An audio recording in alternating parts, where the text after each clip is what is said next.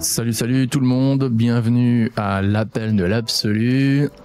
Moi c'est Cyril ou Chandra, avec votre co-hôte. Voilà, moi c'est Willy ou Dava.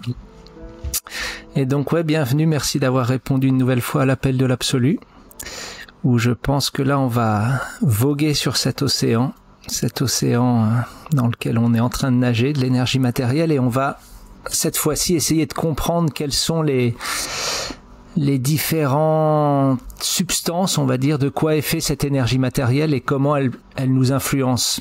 Elle influence notre conscience, nos actions, nos réactions.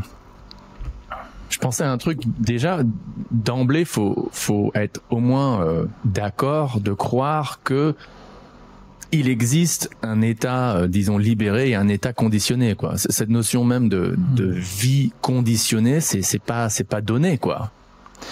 Ouais.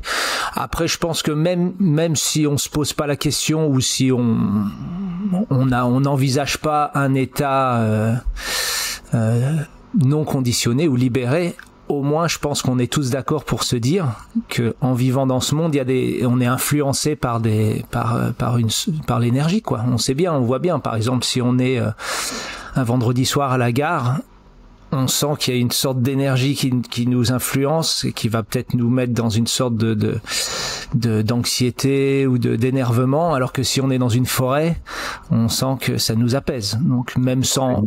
Dans une yourte dans les montagnes. Voilà, par exemple.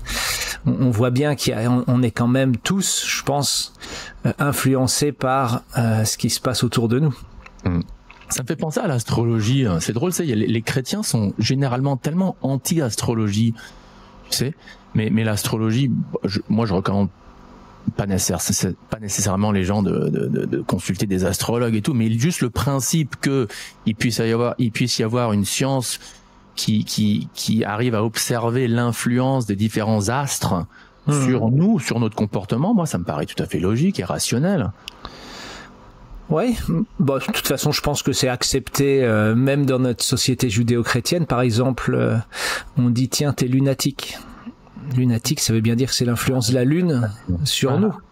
Ouais.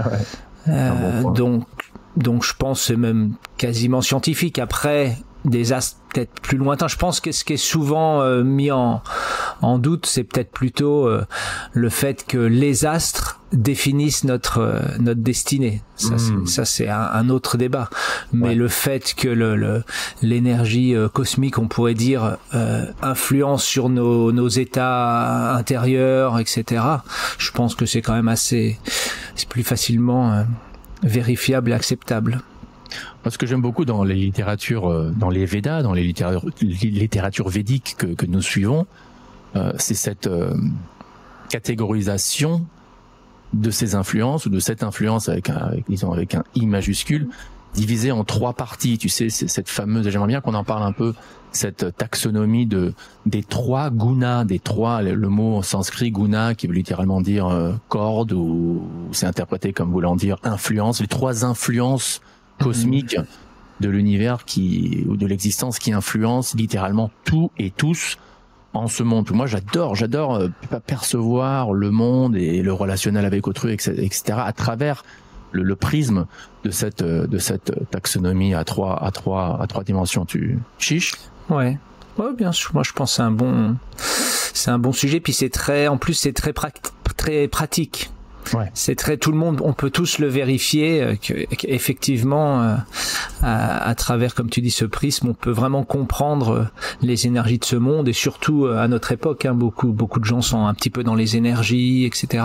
Ça vraiment, ça décrit de façon scientifique effectivement 3 énergies qui vont pouvoir se mélanger et voilà, nous influencer d'une façon ou d'une autre. Dans l'existence, on est bien d'accord, physique, parce que ces trois influences, elles n'ont aucun accès à la transcendance. Elles n'ont pas accès à la transcendance, mais par contre, je pense qu'elles sont pas seulement, parce que parfois, quand on dit juste physique, on peut penser que corporel, mais ça influe aussi. Il est dit que ces 3 gunas, elles agissent comme un filtre sur notre conscience. C'est-à-dire que c'est dans un sens pas vraiment physique à ce niveau-là, mais on va percevoir le monde à travers un filtre qui est influencé par ces gunas-là. Donc c'est pas la transcendance, mais c'est pas non plus seulement le physique grossier, c'est aussi le physique subtil, le mental, etc.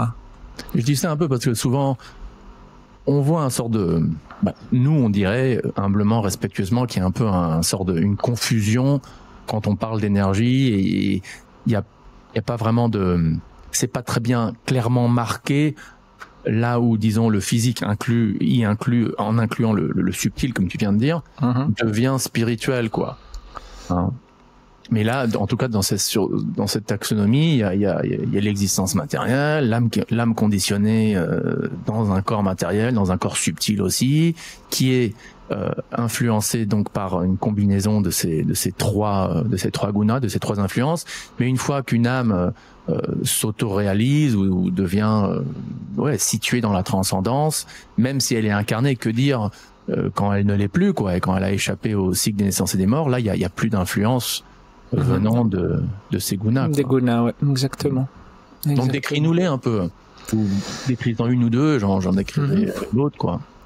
Donc la compréhension que j'en ai faite, qu'à travers les textes et puis mon expérience dans ce monde, c'est qu'il y a le premier, il y a 3 gunas. On appelle ça sattva, en sanskrit sattva, donc le guna. Alors parfois c'est traduit comme vertu, ou conscience, ou calme, ou paix. C'est quelque chose qui fait penser à quelque chose de très stable, très paisible, où on peut percevoir le monde tel qu'il est.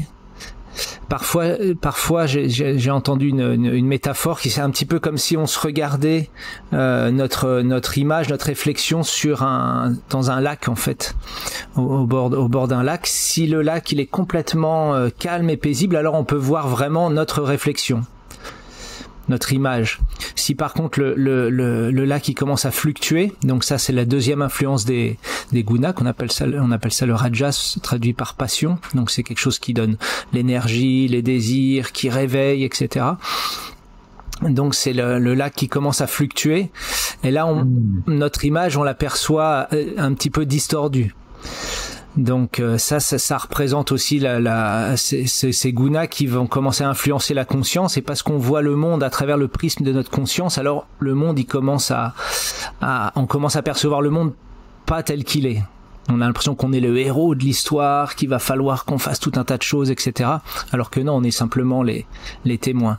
Et le troisième, le tamas, qui lui, et là c'est la tempête sur le lac, on voit plus rien, on voit plus du tout notre réflexion, ça bouge dans tous les sens. Et ça, c'est ce qu'on appelle l'ignorance, quand on oublie totalement qui on est, quel est notre rapport à ce monde, et donc c'est un petit peu l'énergie de la non-énergie, on pourrait dire l'inertie, c'est ce qui fait nous endormir la nuit, ce qui fait qu'on a des gros coups de barre, qu'on est plombé, qu'on a la dépression, etc. Donc ça c'est un petit peu ces 3 différentes influences. J'aime cette description qu'on trouve dans la Bhagavad Gita au sujet d'une vision du monde, ou d'une foi, disons, ou une vision du monde, ou une connaissance du monde influencée par une de ces 3 gunas. Et donc par exemple, ce que je trouve génial, c'est que la vision ou la connaissance du monde influencée par la passion, c'est contrairement à celle où on est influencé par la vertu, on ne voit plus une certaine unité parmi tous et toutes. On la perd, cette vision d'unité, tu sais, du style, je sais pas, le film Avatar, tu sais, je te vois, ou alors, il y a ce verset dans la Bhagavad Gita, ce texte qu'on cite sans cesse, où il est décrit que le sage, ou la sage, enfin, la personne réalisée, voit d'un œil égal, d'un œil d'égalité, même, enfin, l'âme située dans un corps d'animal, ou d'un corps d'arbre, ou d'un corps d'insecte, quoi, avec le même genre de que dire parmi la même vision. Que dire parmi les êtres humains, quoi. Et donc ça, c'est une vision influencée par la spiritualité, et beaucoup par, bien sûr, la sattva, cette vertu que tu as décrit. Mais dès qu'il y a beaucoup plus de passion dans le saladier, on oublie cette union, et là on voit qu'il y a une sorte on voit autrui de manière catégorique, quoi. T'es catégoriquement différent de moi. Il y a une fracture Une fracture. Il y avait un écrivain juif qui a écrit un livre I and Thou, moi et toi, et c'était un philosophe, j'ai oublié son nom, un sorte de rabbin juif qui parlait de ce qui s'est passé dans les camps de concentration, etc. Et son point, c'est que l'objectif, tu peux pas commettre un meurtre ou tu peux pas commettre de la souffrance énorme envers autrui à moins de l'objectifier. D'enlever sa volition, si ça se dit, sa personne, quoi.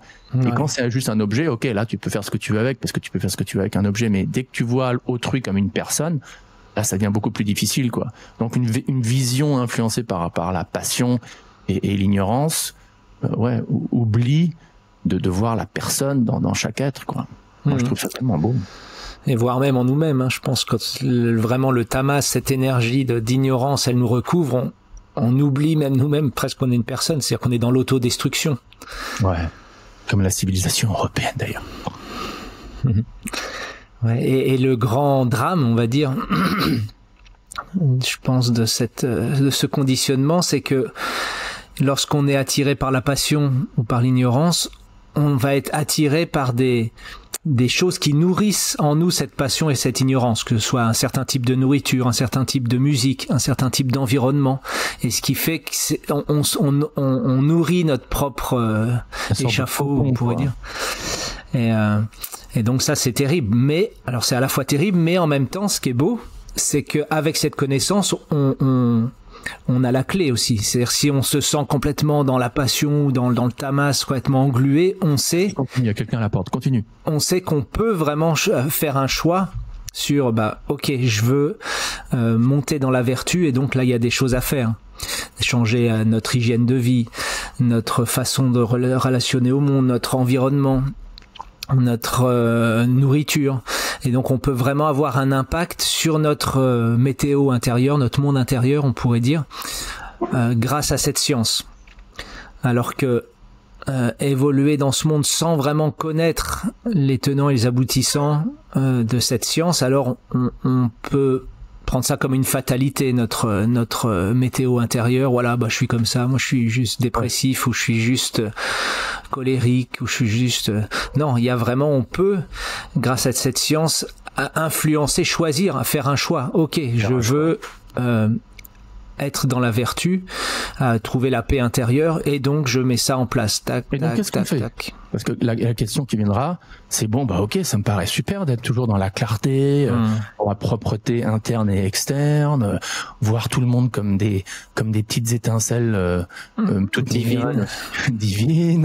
Ouais, ok, le top, ok, comment ? Eh ben justement, par ce que je disais tout à l'heure pendant que tu allais ouvrir la porte, c'est en choisissant une hygiène de vie qui est influencée par ce guna du sattva, de la vertu, de la paix. Ça veut dire se lever à des heures, suivre les cycles, se mettre en harmonie avec l'univers, on va dire, donc suivre les cycles du soleil, avoir une nourriture sattvique, ça c'est clairement décrit dans la Gita ou dans la médecine ayurvédique, une nourriture sattvique, des choses fraîches, sans violence, donc végétarienne. Il y a aller dans la nature elle est très sattvique. Plutôt que j'ai un petit peu de temps devant moi, plutôt qu'aller au centre-ville de ma ville, je vais aller dans la forêt. Donc il y a différentes choses comme ça qui permettent la forêt est influencée par la vertu, exactement, la vie est plus influencée par la passion. Exactement. La musique qu'on écoute, il y a des musiques très vertueuses qui nous amènent la paix de l'esprit, il y a des musiques qui nous excitent, qui nous donnent envie de danser, les musiques passionnées, on pourrait dire rajasiques, et puis il y a des musiques qui nous plombent, on a envie d'aller se pendre après avoir écouté. Donc metal, avec tout respect pour nos metalheads, parce que attends, en parenthèse, c'est drôle une fois que t'introduis, disons, la spiritualité dans cette équation, là, tu peux avoir des sortes de combinaisons assez qui paraissent presque contradictoires, mais qui ne le sont pas. Par exemple, nous, dans notre, disons, dans notre tradition, dans notre communauté spirituelle internationale, on connaît des groupes de rock, il n'y en a pas eu beaucoup, peut-être qu'il y en aura plus dans le futur, mais des groupes de rock qui jouaient par exemple comme le groupe Shelter, comme le groupe 108, Cro-Mags, etc., qui jouaient une musique qui, on pourrait dire, vraiment hard, quoi, vraiment passion, ignorance. Mais puisque les musiciens eux-mêmes étaient des pratiquants, ils sont encore, tu vois, de conscience de Krishna, de Bhakti Yoga, et en même temps suivent un lifestyle, un mode de vie, comme tu dis, sattvik, et en plus ont des paroles qui glorifient Dieu, ou moi je me rappelle quand j'avais 20 ans, j'écoutais les paroles de Shelter, ce groupe que tu connais. Et pour ceux qui connaissent pas, c'est un groupe qui a cartonné un peu. Ils ont eu quand même un hit numéro 1 sur MTV au Brésil. Ils ont fait des tournées internationales. Et il y a une chanson qui s'appelle j'ai oublié le nom, mais il y a une phrase dedans où, enfin, il y a un verset, un couplet où il critique les abattoirs. There's a war in the day, no peace at night. Well, there's blood on the hands of men we criticize. Bon. Et je demande, c'est qui l'animal à l'abattoir? C'est qui l'animal? Enfin, donc j'ai trouvé vraiment hard comme musique, et je trouvais ça génial. Et moi, ça m'inspirait même spirituellement, quoi. Donc, bon, petite parenthèse pour montrer comme quoi, quand tu mets le 1 de Dieu ou du divin dans l'équation, ouais, ça change les données, quoi. Ouais, bien sûr. C'est évident. Et de toute façon, c'est pas que le rajas et le tamas, c'est-à-dire la passion et l'ignorance, c'est pas que c'est négatif, parce qu'on en a besoin. Si on n'avait pas de tamas en nous, on serait insomniaque. Ce qui va nous appuyer sur les paupières le soir, c'est justement cette dose de tamas. Ce qui va nous faire nous réveiller le matin, et c'est le rajas, c'est la passion. Donc c'est pas que c'est mauvais. Simplement, il faut pas en avoir en excès, on pourrait dire. Et il va falloir les engager, cette passion qu'on a, on va falloir l'engager effectivement au service de notre vie spirituelle. Donc effectivement, tout peut être ultimement engagé dans notre Bhakti Project, dans notre projet de dévotion. Simplement, là on parle d'une vie dans ce monde sans avoir clairement identifié un but, qui est pour nous développer l'amour. Donc sans ce but identifié, simplement quelqu'un à la porte encore qui arrête pas de taper, mais continue. Simplement flotter dans les gunas. Là, on va avoir tendance à se laisser happer, on pourrait dire, par la passion et le tamas, surtout par la passion, parce que la passion, comme dit la Bhagavad Gita, le bonheur dans la passion, la passion, c'est au début c'est du nectar. Au début, ça a beaucoup de goût, la passion, mais ça se transforme très vite en poison. Donc, naturellement, dans une société où on veut tout de suite, dans une société où... cuillère en bois. Pour faire des mélanges de sattva guna. Ok. Donc, dans une société où on veut tout de suite, c'est évident qu'on va être attiré par la passion, parce que, voilà, la passion, c'est au début le nectar, mais ça se transforme en poison. Parlons de ça, c'est des sujets. J'adore ce sujet. Le bonheur dans la vertu, le bonheur ou le plaisir dans la passion. Parce qu'en France, on est connu d'ailleurs, à tort ou à bien, mondialement, pour être, voilà, les romantiques, ceux qui savent vraiment aimer. L'art de vivre, ouais. L'art de vivre. Même, pour ceux qui écoutent et qui connaissent, qui connaissent disons plus les détails de la tradition qu'on suit, et les maîtres variés, il y a une anecdote que j'aime bien raconter, celle de Prabhupada, donc le fondateur du mouvement Hare Krishna, qui a fait plusieurs visites en France. Et un de ses disciples, qui s'appelait Indradyumna Swami, que tu connais personnellement, raconte, comme un Américain qui était en France quand il était là, il raconte anecdote comme quoi Prabhupada un jour marchait à Paris, et s'est arrêté un moment, et il a fait cette remarque, il a dit: les Français, ils sont si experts dans les plaisirs des sens. Les plaisirs sensuels, ouais. Les plaisirs sensuels.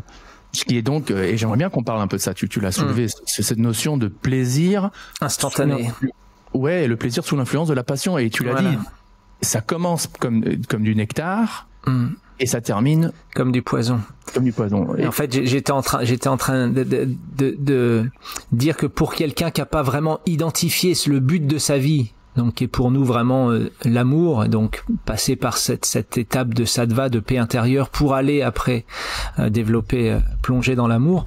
Si il n'y a pas un but clairement identifié, alors très facilement on va se faire happer par la passion, parce que la passion c'est une promesse de plaisir instantané. Mais la Bhagavad Gita nous dit que derrière ce plaisir instantané, il y a le poison.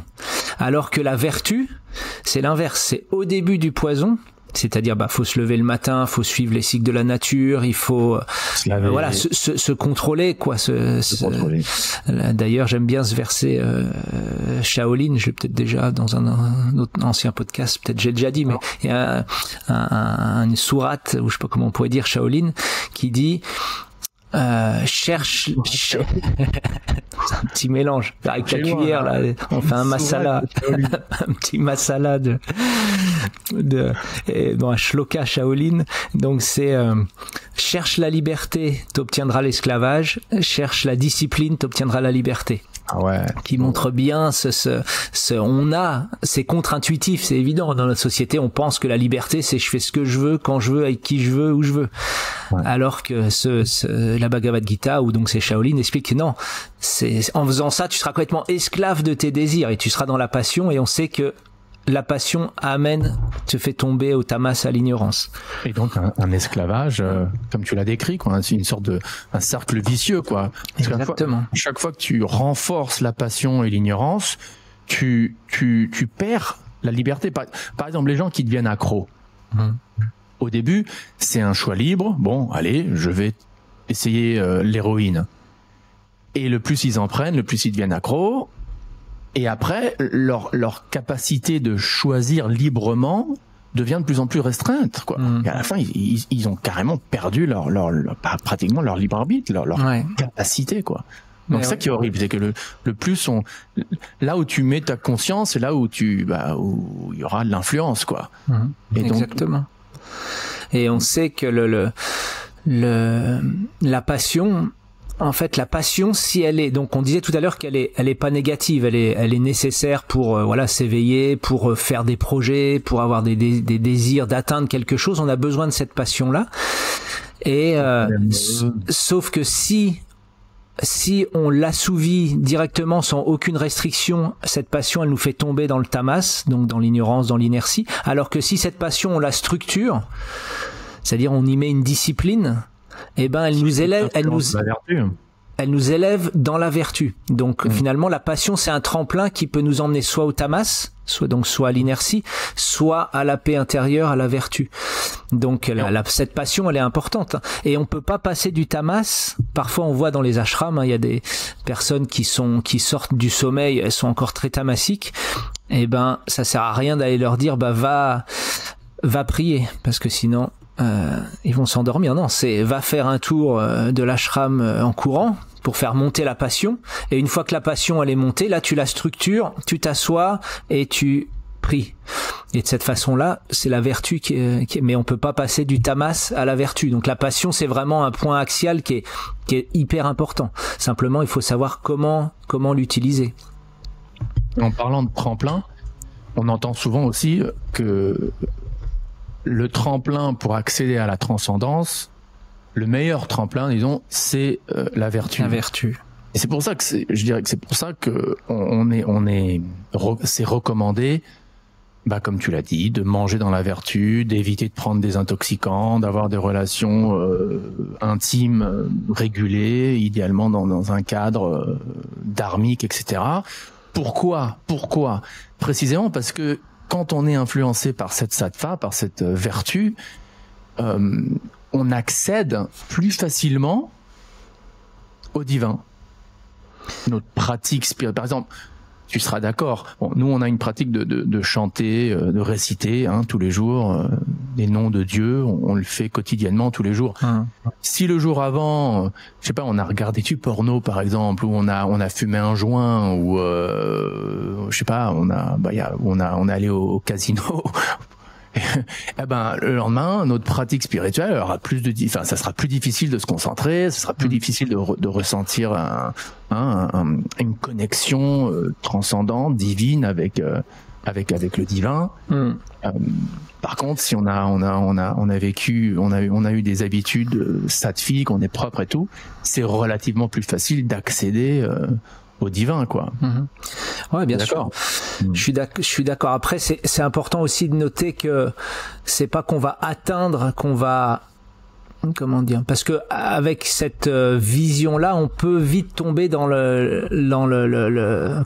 mauvaise compréhension c'est nos propres efforts qui vont atteindre quelque chose, alors que le divin, en fait, il est toujours là, il est toujours présent, et simplement avoir une hygiène de vie, c'est arriver à comment on va dire, à s'ouvrir à la présence du divin qui est toujours là, mais parce qu'on se met devant les yeux justement du rajas, du tamas, etc., on le perçoit plus.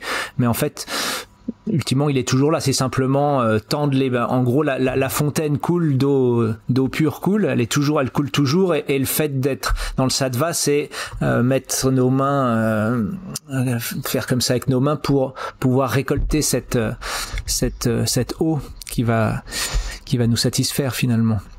Tu touches un sujet intéressant que d'ailleurs que les chrétiens discutent souvent, notamment de est-ce que le salut est atteint par l'œuvre ou par la grâce?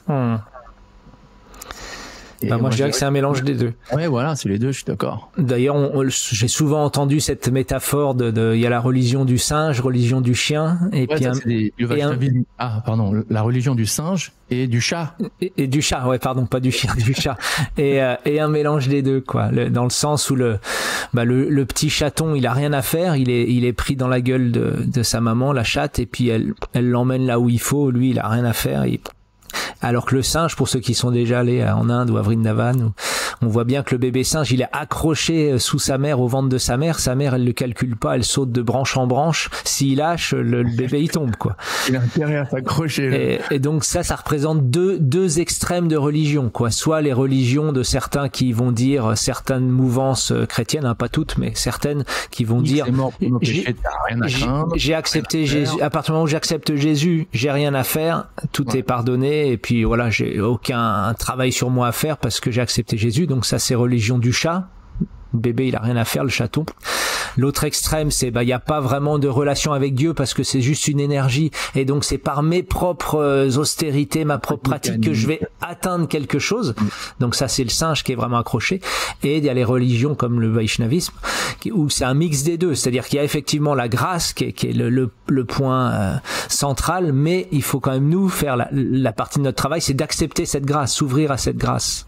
En parlant de ça, t'as pas entendu l'analogie ou le commentaire dans notre tradition et sur le divertissement décrit dans le 10e chant du texte qu'on lit, notamment le Srimad Bhagavatam, avec l'histoire de Krishna qui se fait nouer par la corde. Par Mère Yashoda, oui. Par sa mère, et elle arrive toujours pas à l'accrocher, elle essaie. Les deux doigts, là, ouais. Les deux doigts. Donc, pour ceux qui connaissent pas l'histoire rapidement, il y a cette histoire décrite dans le 10e chant du Srimad Bhagavatam où bébé Krishna ou jeune petit garçon Krishna a cassé a agi de manière un peu espiègle. Sa mère pour le punir lui court derrière, lui il s'échappe et lui court derrière avec une corde pour le punir en l'accrochant, en le nouant dans la cour, quoi, à un arbre ou à un mortier.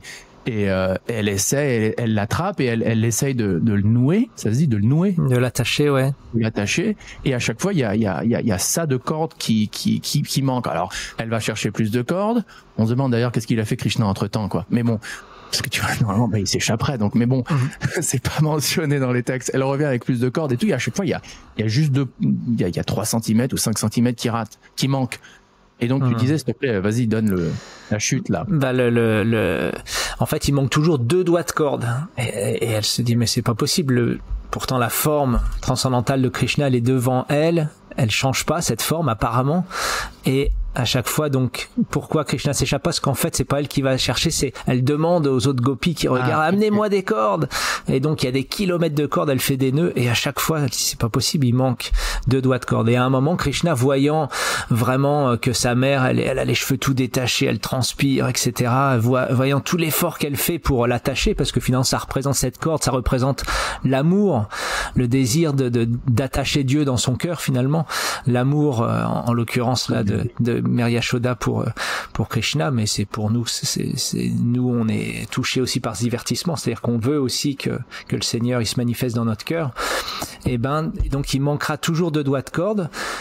Jusqu'au moment où Krishna dit ok, j'accepte de me faire attacher par l'amour de mon dévot. Et en fait, ces 2 doigts, les sadhus, ils expliquent que le premier doigt, c'est la grâce de Krishna. Voilà, exactement, les mystiques ou ceux qui ont accès à cette autre réalité. Donc le premier doigt, c'est la grâce de Dieu, la grâce qu'il accepte. Et elle est toujours là, cette grâce. Et le deuxième doigt, c'est nos efforts pour accepter cette grâce. Mettre ses doigts pour pouvoir boire, etc. Exactement. Elle est belle, cette analogie. Ouais. Donc en fermant cette petite parenthèse, donc et en revenant donc avec cette notion des 3 gunas, donc voilà, pour conclure quoi, on est conditionnés, nous sommes des âmes conditionnées.